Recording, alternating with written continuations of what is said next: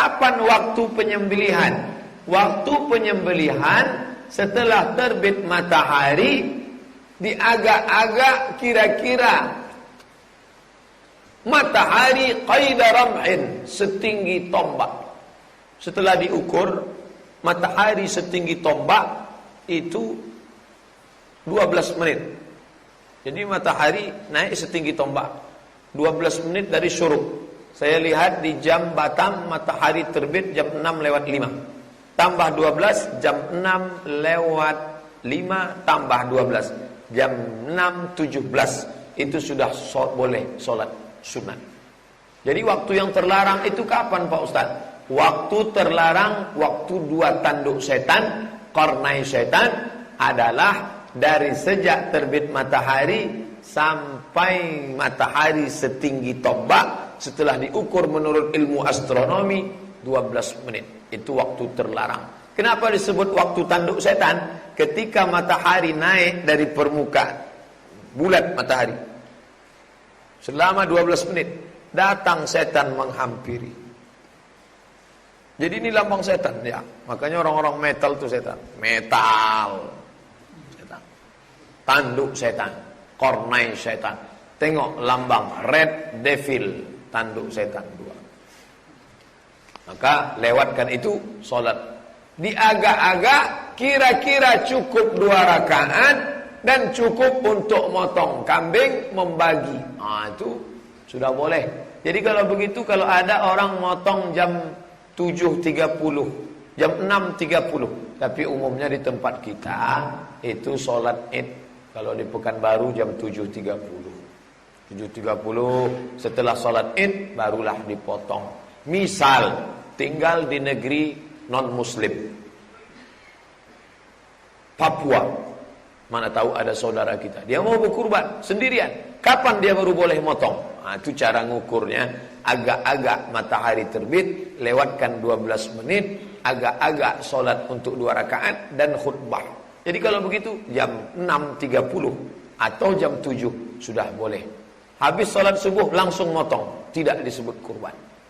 Sama macam zakat fitrah. Zakat fitrah kalau khatib sudah naik mimbar, dia serahkan, fa innaha shadaqatun minas shadaqat, hanya sedekah biasa saja.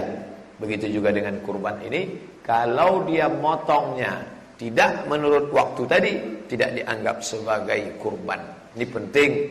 Anda tahu kawan-kawan kita ada yang tinggal di negeri pulau, tempat kerja, mau berkurban, potong sendiri, bisa. Kapan waktu penyembelihan finishnya? Tanggal 10. Tidak ada duit, tanggal 11, tanggal 12, tanggal 13, 4 hari. Ayyamut tasyrik zabhun, memotong pada hari-hari tasyrik itu juga dianggap sebagai memotong hewan kurban. Maka takbirnya pun sampai tanggal 13.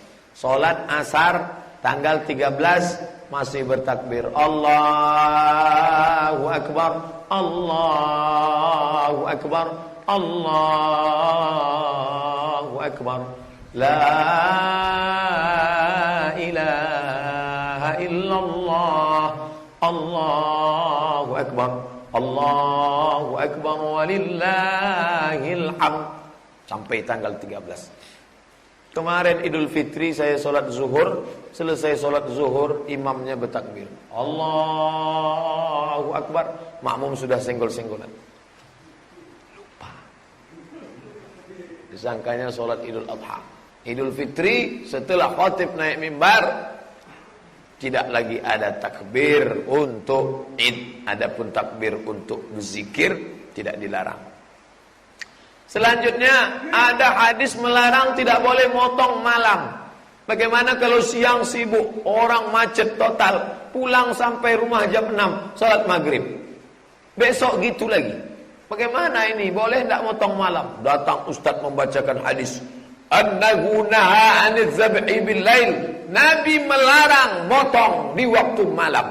Ternyata setelah diteliti hadis ini, makanya jangan baca hadis pahami sendiri, istimbat hukum sendiri. Kita belum sampai selevel imam mujtahid. Lalu yang dimaksud dilarang motong malam itu karena zaman dulu tidak ada lampu yang terang. Hari ini boleh pakai lampu sorot 200 watt.